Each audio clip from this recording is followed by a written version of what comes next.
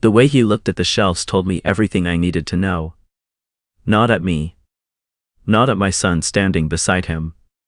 At the shelves. We were in my workshop behind the house, the one I'd added onto the garage back in '94, framed it myself over 2 weekends in September when the weather was still dry enough to work.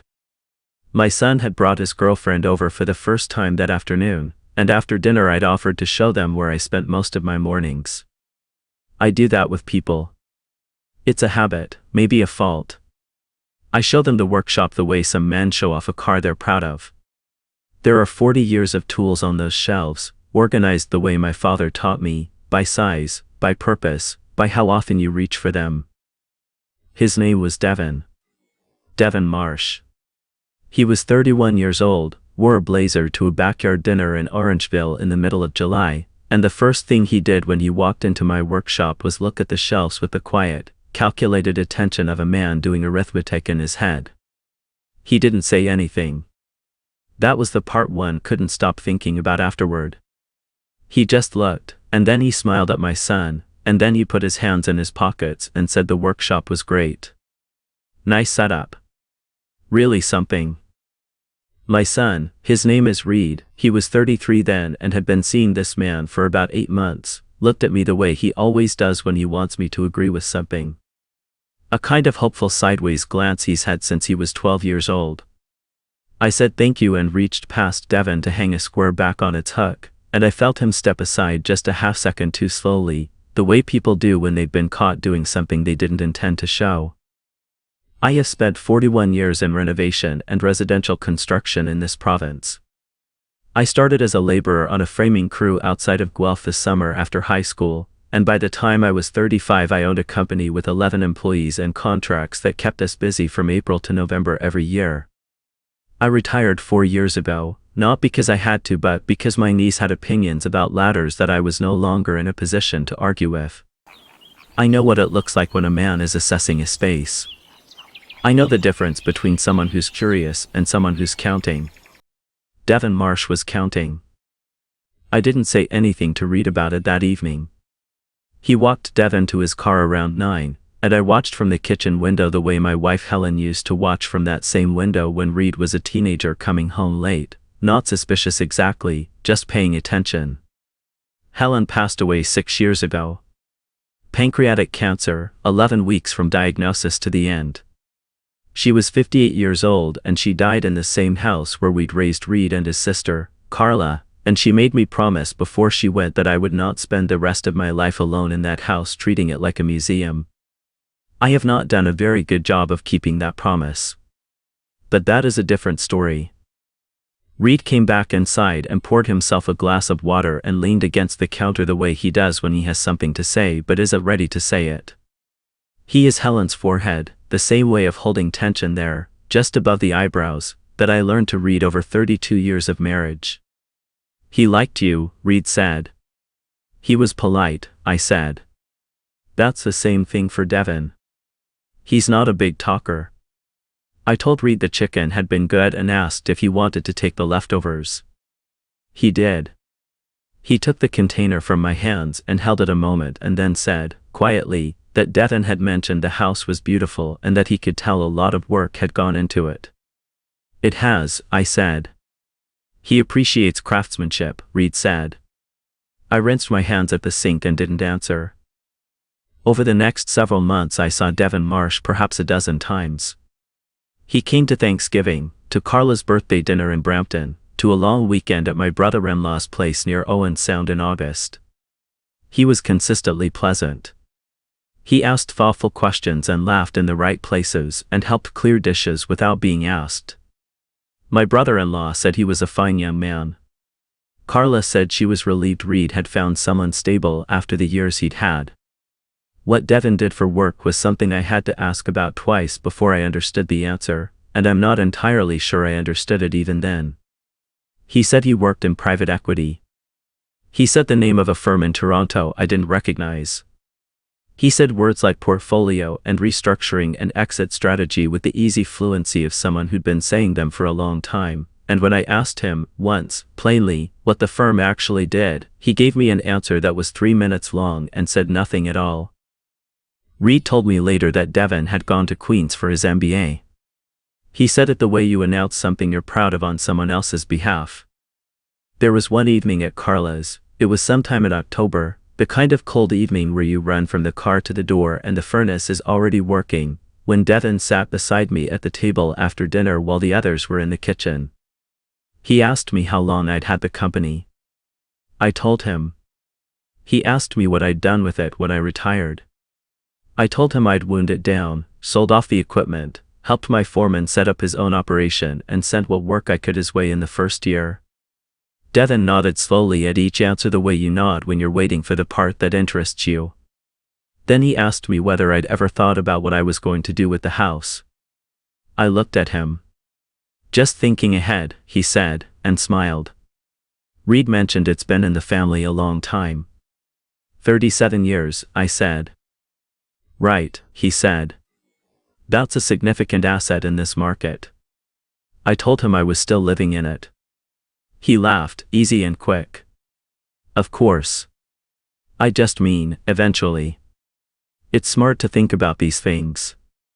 I said I supposed it was. Reed proposed to Devon on New Year's Eve.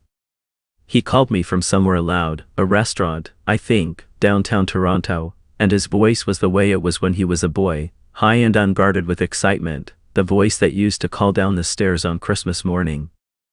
I told him I was happy for him. I meant it. Whatever I had noticed about Devon Marsh, whatever I had been quietly turning over in the back of my mind for the better part of a year, none of it changed the fact that my son was 33 years old and he was happy and he was calling his father to tell him so at 11 o'clock on New Year's Eve. After I hung up I sat in the kitchen for a while in the dark. Helen's chair was across from mine, I've never moved it, and I sat looking at it and thinking about what she would have said. She would have said to give him a chance. She would have said I was reading too much into things, that I'd always done that not everyone who looked at a shelf was counting what was on it. She was usually right about things like that. She was not always right. The wedding was set for the following September, out at a property near Caledon, one of those converted barn venues that books up 18 months in advance and costs what I earned in 6 months the year I started my company. Reed told me the cost and I made myself not react. I asked if they needed help and he said Devon's family was handling most of it, that the Marsh side was large and Devon was the youngest of 4 and there was money there, or so Reed understood. I met Devon's parents at an engagement dinner in the spring, at a restaurant in Mississauga. His father was a quiet man who sold insurance and shook my hand carefully, as though he was afraid of hurting it. His mother did most of the talking. She was perfectly pleasant and called me by my first name 3 times in the first 5 minutes, which is something I've noticed people do when they want you to feel that you know them better than you do. It was a good evening. The food was fine. Devon was attentive and funny and made Reed laugh twice in a way I hadn't seen in a while, a real laugh, surprised out of him. I drove home on the 401 with the radio off and told myself I was a 64-year-old man sitting alone in a truck who had spent too long working with his hands and not enough time learning how to simply enjoy the good things when they were in front of him. I almost believed it. It was 2 weeks before the wedding when Reed called me on a Tuesday evening and asked if he could come by. He arrived around 7, and when he came through the door he didn't take his jacket off. He stood in the front hallway and looked at me the way he used to look at me when he was a teenager and had done something he hadn't figured out how to explain yet. Devon wants to talk to you, he said. About the house. About things. What things? I said. Reed put his hands in his pockets. He has some ideas. About how to set things up. Financially. He says he just wants to help. I looked at my son standing in the hallway of the house where he grew up, in his jacket, not quite meeting my eyes. And I thought about a workshop in July and a man looking at my shelves, and a dinner table in October and the word significant asset. Help with what, exactly? I said. And Reed opened his mouth, and what came out next was the beginning of something I had been quietly dreading for a year and a half. He said Devon thought I should consider putting the house into a joint family trust. I stood in the hallway and let that sentence settle the way you let a bad smell settle before you try to figure out where it's coming from. A trust, I said. It's a tax thing, Reed said. Devin explained it to me. The way property gets taxed when it eventually passes to the next generation, it's apparently a lot more efficient if it's structured now rather than later. He's seen it done with his clients. He says it's just smart planning. Whose names would be on this trust? I said. Reed shifted his weight. That's what he wants to talk to you about. The specifics. He knows more about it than I do. I'm sure he does, I said. I told Reed I'd hear what Devin had to say. I said it the way you agree to a meeting you already know you're going to walk out of, and Reed either didn't notice or chose not to. He texted Devin from my front hallway, and 3 days later the two of them came for dinner. I made a roast. I don't know why I made a roast. It's what my mother used to make when something important was happening, as though the weight of good food could hold a difficult evening together. I set the table properly. I used Helen's good plates. Devin arrived in a better mood than I'd ever seen him, which was its own kind of information. He brought a bottle of wine, a Niagara Red, which was a considered choice, the sort of thing you bring when you want to seem like you know the person you're bringing it to, and he shook my hand at the door and looked me straight in the eye and said it was good of me to have him over. We ate.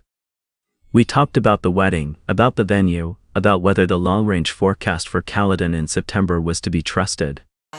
Devin asked about the neighborhood, whether the house behind mine had sold. It had.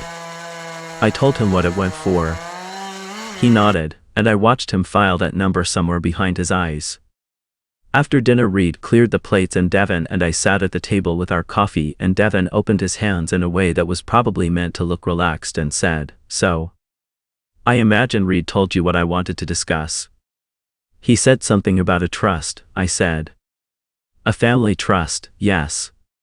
He reached into the inside pocket of his jacket, he'd worn a blazer again, indoors, to my kitchen, and put a folded document on the table. Not pushed it toward me. Just set it there, lightly, the way you set down something you expect the other person to pick up. I didn't pick it up. The basic idea, he said, is that the property gets transferred into the trust now, while you're still living in it. You retain full use of it for your lifetime. Nothing changes day to day. But because it's held in the trust rather than in your name personally, it's much more protected when it eventually transfers. No probate. No capital gains triggered at death. It saves the family a significant amount of money. What family? I said. He blinked. Just once, quickly. Yours. Reed's. Eventually, we're getting married in 2 weeks, so, he smiled. Our family. I looked at him across my wife's good plates and I thought about all the things I knew about men like Devin Marsh, which was this: they were not wrong about everything. The mechanics of what he was describing were real. Family trusts were real. Tax planning was real. The fact that an instrument could be used honestly didn't mean the person proposing it was proposing it honestly. Who drafted this? I said, and nodded at the paper. A colleague of mine. A lawyer. There's no obligation, it's just a starting point for the conversation. A lawyer who works with your firm, I said. Yes. So someone who works for you drafted a legal document about my property, and you're presenting it to me as a starting point for a conversation. A small pause. I wouldn't put it quite that way. How would you put it? Reed came back in from the kitchen. He looked at the two of us and read the room in about 3 seconds and sat down in his chair with the particular stillness of a man who'd been hoping for something different. Dad, he said. I'm listening, I said. I'm just making sure I understand what's in front of me. Devin smoothed the corner of the document with his thumb. It's really not complicated. You'd remain the trustee. You'd control everything. This isn't about taking anything from you. Then what is it about? I said. Planning. Protection. A beat. Frankly, at 64, with no other, with the estate being what it is, it's just responsible to have these conversations. I've seen what happens when people don't plan. It gets messy. The government takes a significant share, the property sometimes has to be sold just to cover the tax, and the family ends up with less than they should have. He said it warmly. He said it like a man who cared very much about my family getting what they should have. I picked up my coffee and said I would think about it. He nodded, and for just a moment I saw something move across his face, not quite disappointment, not quite impatience, before it settled back into pleasant and reasonable. He said he appreciated that. He said there was no rush, really, though obviously before the wedding would be cleaner, administratively speaking. I said I understood. We got through the rest of the evening. Reed helped me with the dishes before they left, and when Devon was putting on his coat in the hallway, Reed came up beside me at the sink and said quietly, "He really does just want to help, Dad." I handed him a pot to dry. "I know you think Reed stopped. "He's not trying to take anything." "I didn't say he was." "You didn't have to." I looked at my son. He was 33 years old and he was in love, and he was standing in the kitchen where he'd eaten breakfast for 18 years, and the look on his face was one I recognized because it was the look of a person asking you not to make them choose. "Not yet. Just don't make me choose." "I'll think about it," I said again. And I meant it, in the way that you mean it when you already know the answer but you're not ready to say it out loud yet. I did not sign the document. I did not call the lawyer whose name was printed at the bottom of it. What I did do, the following week, was call my own lawyer, a woman named Kathy who'd handled the incorporation of my company years ago and who knew more about asset protection than any colleague of Devon Marsh's was likely to, and I asked her to look over the document and tell me what she thought. She called me back in 2 days. "Where did you get this?" she said. "My son's partner," I said. A pause. "Okay. So, a couple of things." She walked me through it in the careful, deliberate way she always had, not assuming I didn't understand but not assuming I did either, which was one of the things I'd always respected about her. The structure of the trust was real. The tax benefits were real. They were also not nearly as significant as Devon had implied. The house was my principal residence, which changed the capital gains picture considerably, and probate fees in Ontario were not the catastrophic sum Devon had framed them as. But the more interesting thing, Kathy said, was the trustee succession clause buried on the 3rd page. In the event of the settler's incapacity or death, she explained, control of the trust would pass to the co-trustee. And the co-trustee named in the document was Devon Marsh. Not Reed. Devon. I sat with that for a moment. "He said I'd remain the trustee," I said. "You would," Kathy said. "While you're capable of acting. After that, or if you were incapacitated for any reason, it's him." I thanked her and told her I'd be in touch. I did not call Reed that night. I sat in the kitchen for a long time, and I thought about the way Devon Marsh had looked at my shelves in July, and the way he'd asked about the house at Carla's dinner in October, and the way he'd set that document on the table, lightly, quietly, as though it were nothing, and I thought about what it meant that he had chosen not to mention the co-trustee clause. Not once. The wedding was in 9 days. I went to it. Of course I went to it. My son was getting married, and whatever I knew or suspected about the man he was marrying, I was not going to be the reason that day was anything other than what Reed had spent a year looking forward to. I sat in the 2nd row and watched my son cry when Devon came down the aisle, and that was real. That part was absolutely real, and I let myself feel it, because you have to let yourself feel the real things when they happen or you lose the ability to recognize them. The reception was on the grounds. Round tables with lantern centerpieces, a band from Hamilton that was better than I expected, wine that kept appearing before I had a chance to notice my glass was empty. Devon's mother found me near the bar in the early evening and put her hand on my arm and said she was so happy the boys had each other, and I said I was too, and meant it, and hated that I meant it. It was near the end of the night when Devon's brother found me. His name was Colton. He was the oldest of the 4 Marsh children, mid-40s, something in commercial real estate in Calgary. He'd spent most of the reception in a cluster with their cousins, and I'd exchanged maybe 6 words with him across the whole weekend. He came up beside me while I was standing near the edge of the dance floor watching Reed and Devin in the middle of it, and he stood there for a moment without saying anything. Then he said, "He does this." I looked at him. "Devin," he said. He was looking at the dance floor, not at me. "He has a pattern. I'm not going to tell you what to do. But I thought you should know that you're not the first person he's had this conversation with." I said, "What conversation?" Colton picked up his drink. "About the house. About trusts. About protecting the family." He said those last 3 words with a flatness that told me exactly how much they'd cost him to say. Our parents went through something similar. About 4 years ago. Before they understood what was happening. He paused. It worked out. But it took a long time to work out. He looked at me then, directly, for just a moment. "Congratulations," he said, and walked back toward the cousins. I stood at the edge of the dance floor and watched my son laugh at something his husband said, and I held what Colton had just told me inside my chest like a stone, and I did not move for a long time. The weeks after the wedding were quiet. Reed and Devin went to Portugal for 2 weeks, the Algarve coast, a rental Devin had found, and when they came back the subject of the trust didn't come up right away. October passed. I raked leaves. I had Carla and her family over for dinner twice. I let myself believe, cautiously, that the conversation had passed on its own, the way an unwanted season sometimes ends before you've quite made up your mind about it. Then in November, Devin called me directly. Not Reed. Devin. He said he hoped I'd had time to think things over. He said he understood my hesitation, that these decisions were personal, and he respected that.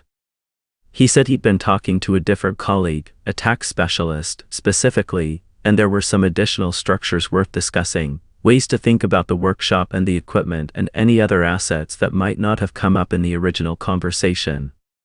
The workshop. He said the workshop specifically. "I think it would be worth getting together," he said. "The 3 of us. Or just you and me, if that's easier." I said I'd get back to him. I did not get back to him.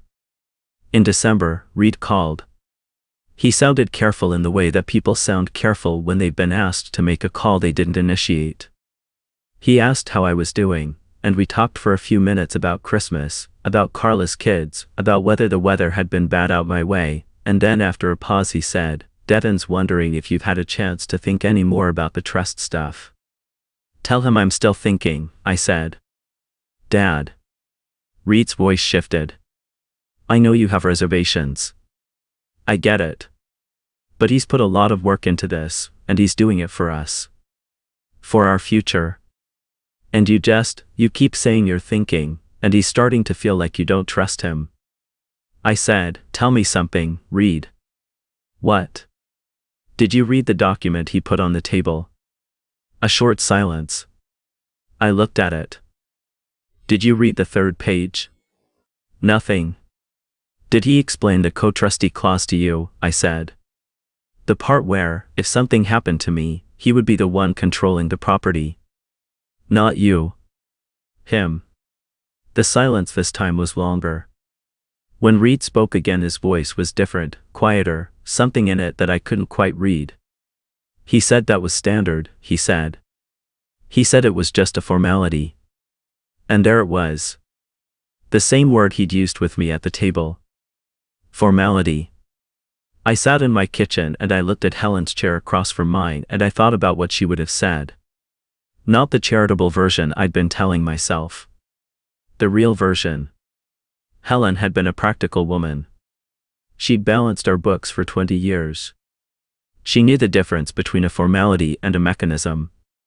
"Reed," I said. "I know," he said. And then, quietly, "I know." But he didn't say anything else. And I understood, with the particular clarity that comes when you've been trying not to understand something for a very long time, that my son was not going to be the one to solve this. The call came on the 2nd Thursday of January. Not from Reed. Not from Devon. From Carla. She said she'd had lunch with Reed that week and that she was worried. She said Devon had told Reed that if the trust wasn't set up before the end of the tax year, the opportunity would essentially close. She said Reed had asked her if she could talk to me. She said she was calling because she didn't want to, but she was calling anyway, because he was her brother. He asked you to call me, I said. Reed did, yes. And what does Devon want you to say? A pause. He wants me to tell you that this is important to Reed. That Reed is upset you don't trust his husband. That, she stopped. I could hear her breath over the phone. He wants me to tell you that Reed said if you won't do this one thing for him, for them, then maybe he needs to reconsider how much time they spend up there. A pause. At the house, she added, though she didn't need to.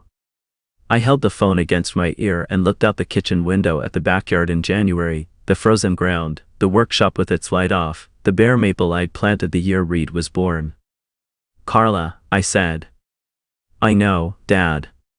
He's using Reed to tell me that if I don't sign over control of this house, my son will stop coming to visit me. She didn't answer right away. That's what he said to tell you, she said finally. I'm not saying it's right. I thanked her. I told her she'd done the right thing by calling. I told her not to worry. I hung up the phone. And I sat in the quiet kitchen for a very long time, thinking about Colton Marsh at the edge of the dance floor in September, saying he does this, and I understood finally, fully, that I had been far too slow. The next morning I called Kathy. I didn't go through everything that had happened since we'd last spoken. I just told her I was ready to move forward, and that I wanted to do it properly, and that I wanted it done before the end of the month. She asked me a few questions. I answered them. She said she'd had documents ready by Friday and that I should come in Thursday afternoon to go over them first. I went. What I did was not complicated. It was not dramatic. It was the kind of thing any person with a house and a lawyer and 64 years of life behind them could do on any given Thursday afternoon in January in Ontario if they decided it was time. I established my own trust, structured correctly, with Kathy's guidance, with Carla named as co-trustee and Reed named as sole beneficiary. I updated my will. I signed a separate agreement that the workshop and its contents would pass to Reed directly, outside the estate. At a valuation Kathy helped me document. Everything that was mine was still mine. Everything that would eventually be Reed's would still be Reed's. There was simply no longer any path through Devon Marsh to get there. Kathy printed the signature page and slid it across the conference table, and I signed it with the pen she kept in a cup by her telephone, an ordinary blue pen, the kind that costs almost nothing, and that was that.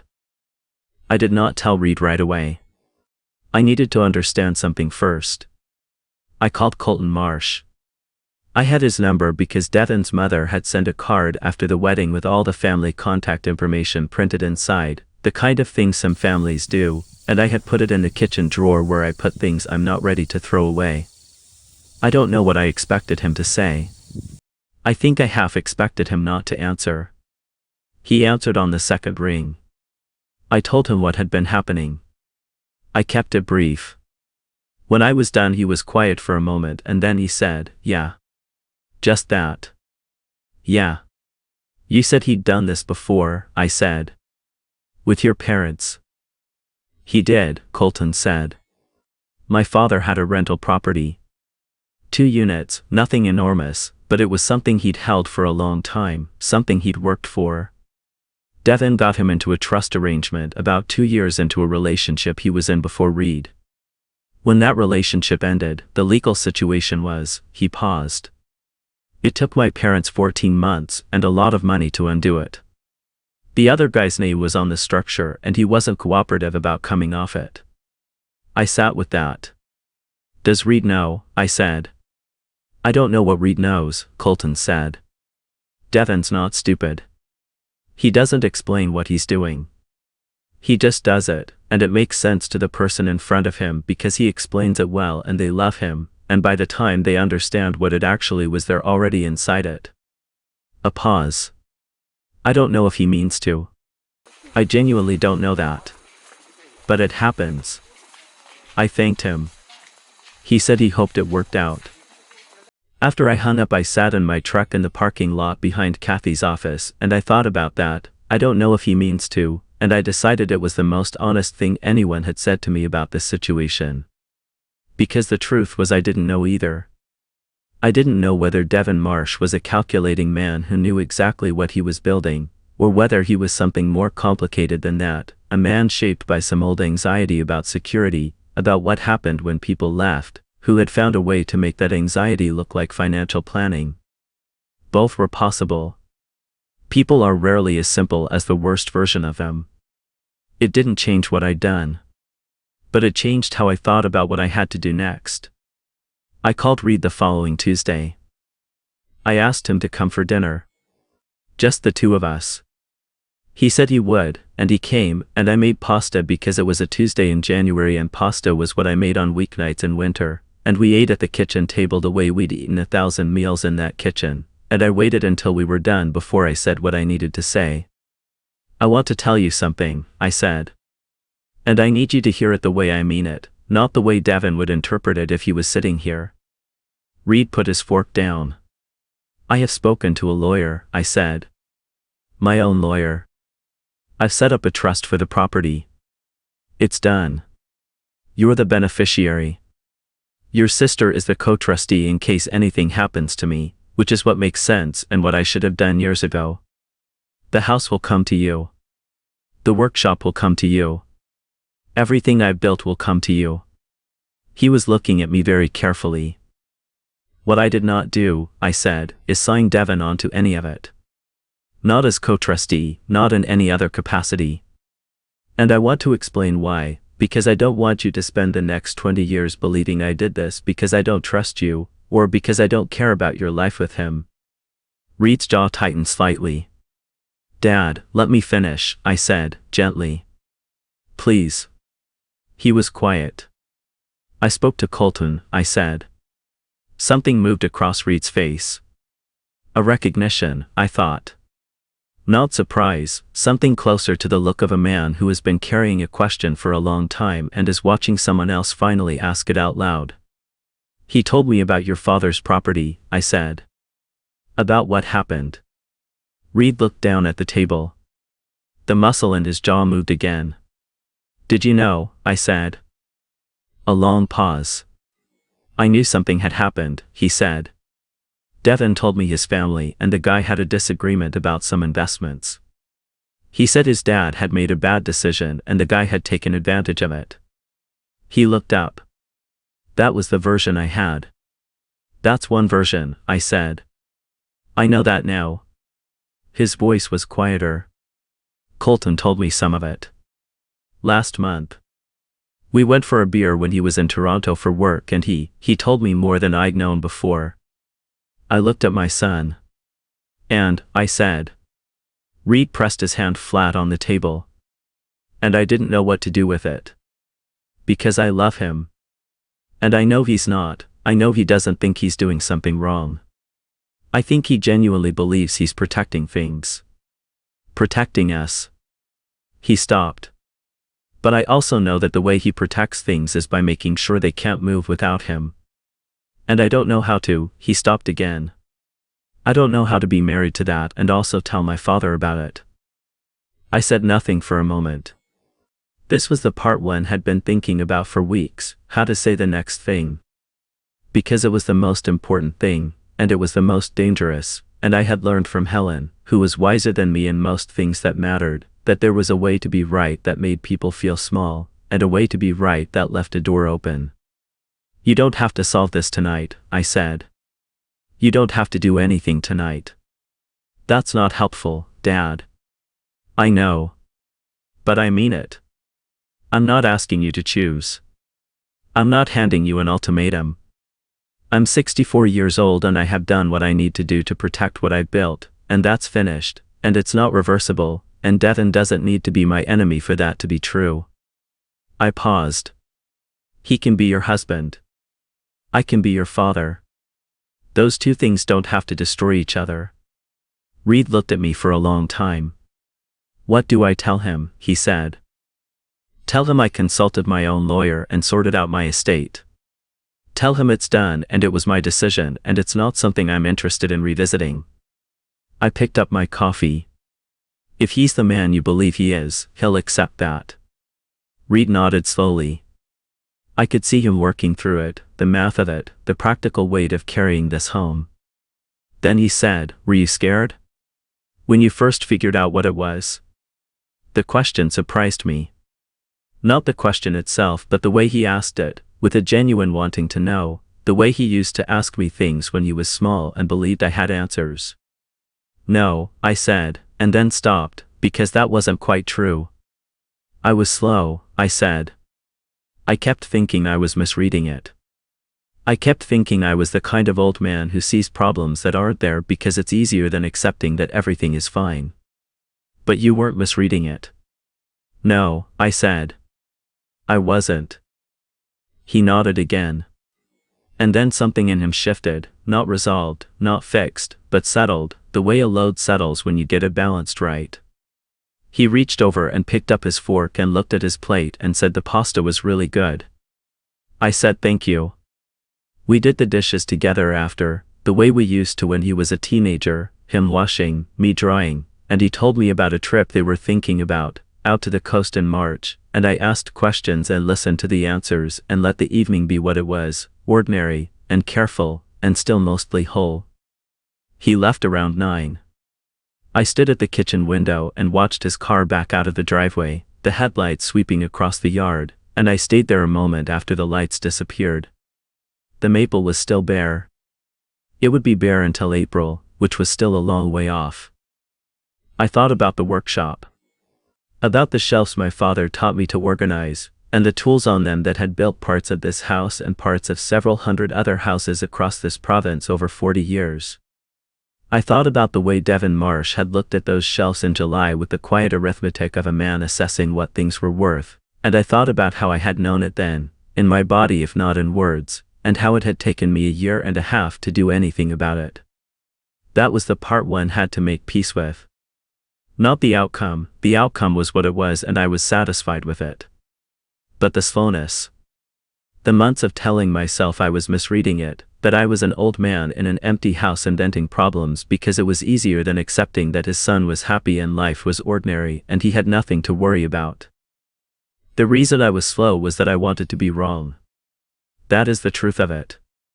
Every month I didn't act was a month in which I was still, possibly, the father who trusted his son's choices.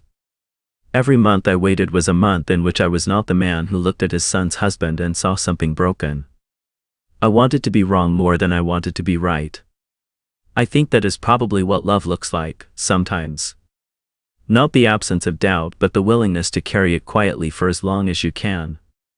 In March, Reed sent me a photograph from the coast. He and Devon standing on a beach somewhere near Tofino, the Pacific gray and enormous behind them, both of them squinting into the wind. Reed looked happy in the way that people look happy when they are somewhere very large and the problems they carried inland have been temporarily dwarfed by geography. I put the photograph on the refrigerator, where Helen used to put things she wanted to keep.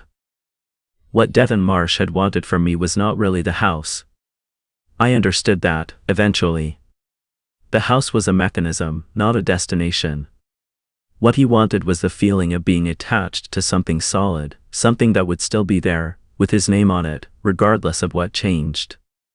I couldn't know whether that came from the relationship that had ended badly, or from something older and less specific than that. I only knew that it was real, and that it had driven him to do something that was wrong, and that the wrongness and the realness were not separate things. I did not forgive him exactly. Forgiveness is a large word and I am a careful man. But I stopped holding him in contempt, which was the more useful thing. The maple came back in late April, the way it always did, quietly and all at once, bare on a Monday and tentatively green by the end of the week, as though it had simply been waiting for the moment to be right. I planted it the spring Reed was born. It is 64 years old now, the same age as me, and it has outlasted 2 different fences and 1 completely rebuilt back deck and a great number of difficult winters, and every April it comes back without being asked. Some things, if you have built them correctly and tended them honestly, do not require defending. They simply endure.